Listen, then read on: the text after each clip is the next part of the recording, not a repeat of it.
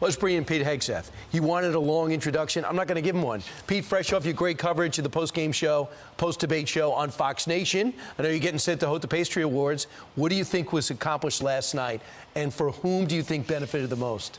I don't think any needles were really moved for anyone on that stage. I think if you really like Vivek Ramaswamy, you loved his performance last night because he took the gloves off, went after the moderator, went after the candidates, took on conventional wisdom on foreign policy. You like that.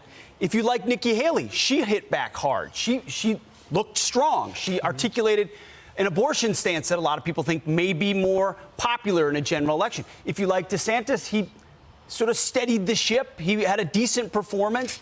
I think, Tim Scott and Chris Christie were just ornaments on the end. If you like those three, then you're sticking with them. But I didn't see anything from any of them that said, they're gonna nudge out front and become a clear number two. So who's the winner again last night? The guy who wasn't there.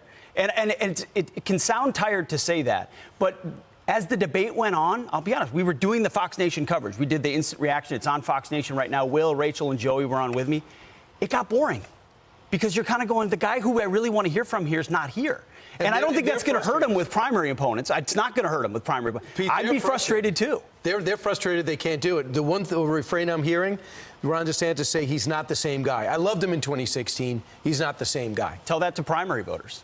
Tell that to the base that sees everything happen. Watch our channel or other channels every day.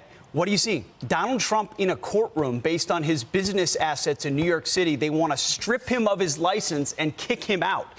Voters are watching that and saying, they're still coming after my guy. He may not be perfect. Maybe I didn't like the mean tweets, but I liked the state of the world. I liked the state of the economy, and I'm ready to allow him to fight back. So that overwhelming microscope and focus with 91 indictments on Trump overwhelms any, 2-hour debate on NBC to try to, in the hopes that they could poke through.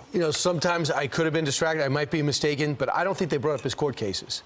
Did they bring up any of his court cases? What if Donald Trump's indicted? The only guy that did it was Chris Christie at the end of his opening statement. But not a question. It wasn't a topic. No, I mean, it was a topic of the first question, right? And then it was, but you could tell everyone wants to move on, right? They don't want to talk about Trump.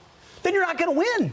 Because you can't win if you can't beat the guy who's at 60% right now. So at some point, this becomes a really tired exercise that we should just get over with. What's your theory on if you consolidate all of the percentage of the support into one candidate, they have enough to compete with Trump if it's one-on-one? What is your thought? We pulled up the polls from 2015 at the third debate, and Trump had just taken a lead at 24%.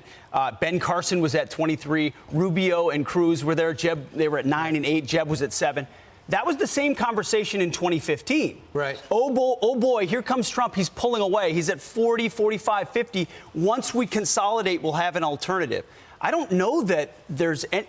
Nikki Haley wants to run through Iowa and New Hampshire, no doubt. No doubt. South Carolina. DeSantis wants to do the same. Tim Scott's got a decent war chest, even if his poll numbers aren't there.